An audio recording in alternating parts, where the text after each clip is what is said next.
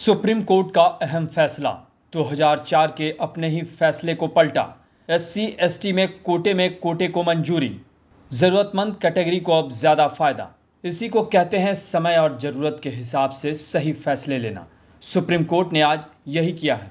Supreme court के 7 जजों की पीठ ने 6-1 के बहुमत से फैसला सुनाते हुए राज्य सरकारों से कहा है कि वो अनुसूचित जातियों और अनुसूचित जनजातियों में सब कैटेगरी बना सकते हैं। इस दौरान 7 जजों में से सिर्फ एक जज जस्टिस बेला माधुर्य त्रिवेदी ने इससे असहमति जताई है। अगर सीधी और सरल भाषा में कहें तो यह एससी एसटी को कोटे को मंजूरी देना है और इस फैसले से अब मूल और ज़रूरतमंद कैटेगरी को आरक्षण का ज़्यादा फायदा मिलेगा। यानी कहें तो अब अनुसूचित जाति और अनुसूचित जनजाति के अंदर भी कई वर्ग बनाए जा सकेंगे, जिससे इसके अंदर आने वाले किसी एक वर्ग को ज़्यादा आरक्षण का लाभ दिया जा सकेगा। चीफ जस्टिस डीवाई चंद्रचूड़ ने कहा कि यहाँ 6 मत हैं और ज़्यादातर ने ईवी चिनैया के मत को खारिज कर दिया है। उन्होंने कहा कि एससी एसटी वर्ग के लोग अक्सर व्यवस्थागत भेदभाव के कारण आगे नहीं बढ़ पाते हैं। एक वर्ग जिस संघर्ष का सामना करता है वह निचले ग्रेड में मिलने वाले प्रतिनिधित्व से खत्म नहीं हो जाता है। गौरतलब है कि सुप्रीम कोर्ट के आज के फैसले ने 2004 में ईवी चिनैया मामले में दिए गए सुप्रीम कोर्ट के 5 जजों के फैसले को पलटा है। तब सुप्रीम कोर्ट के फैसले में कहा गया था कि अनुसूचित जातियों और अनुसूचित जनजातियों में सब कैटेगरी यानी कोटे के अंदर कोटे का प्रावधान नहीं किया जा सकता है, क्योंकि ये समानता के अधिकार का उल्लंघन करता है। यानी राज्यों के पास आरक्षण देने के लिए एससी एसटी को सब कैटेगरी करने का अधिकार नहीं हो, ये तब कहा गया था। लेकिन आज इसी फैसले को सुप्रीम कोर्ट ने पलट दिया है। सुप्रीम कोर्ट के मुताबिक अनुसूचित जाति और जनजाति में उपवर्गीकरण यानी कैटेगरी संविधान के अनुच्छेद 14 का उल्लंघन नहीं है और इसकी वजह यह है कि इसमें उपवर्गों को सूची से बाहर नहीं रखा गया है। साथ ही सुप्रीम कोर्ट ने अपने फैसले में यह भी साफ कर दिया है कि कोटे में कोटा तर्कसंगत होना चाहिए और इसे लेकर राज्यों की मनमर्जी नहीं चलेगी। सुप्रीम कोर्ट की माने तो राज्यों की गतिविधियां न्यायिक समीक्षा के अधीन होंगी।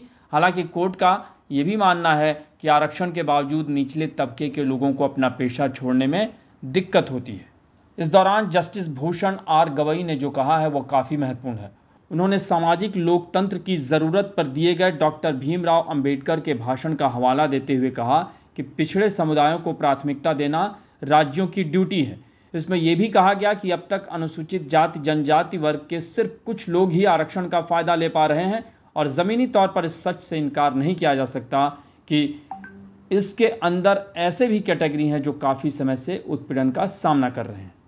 जस्टिस वीआर गवई ने ही कहा कि राज्यों को एससी एसटी वर्गों से क्रीमी लेयर को भी बाहर करना चाहिए, क्योंकि अनुसूचित जाति के क्रीमी लेयर के बच्चों की तुलना गांव में मैला ढोने वाले अनुसूचित जाति के बच्चों से करना सही नहीं होगा। जस्टिस गवई ने डॉक्टर अंबेडकर के उस बयान का भी जिक्र किया जिसमें कहा गया है कि इतिहास बताता है कि जब नैतिकता का सामना अर्थव्यवस्था से होता है तो जीत अर्थव्यवस्था की ही होती है।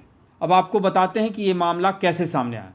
दरअसल 1975 में पंजाब सरकार ने आरक्षित सीटों को 2 श्रेणियों में बांट के अनुसूचित जाति के लिए आरक्षण नीति पेश की थी, जिसमें एक वाल्मीकि और मजहबी सिखों के लिए और दूसरी बाकी अनुसूचित जाति वर्ग के लिए, जिसके बाद 30 सालों तक ये नियम लागू रहा। उसके बाद 2006 में ये मामला पंजाब और हरियाणा हाईकोर्ट पहुंचा और ईवी चिनैया बनाम आंध्र प्रदेश राज्य मामले में सुप्रीम कोर्ट के 2004 के फैसले का हवाला दिया गया, जिसके बाद पंजाब सरकार को इस नीति को रद्द करना पड़ा।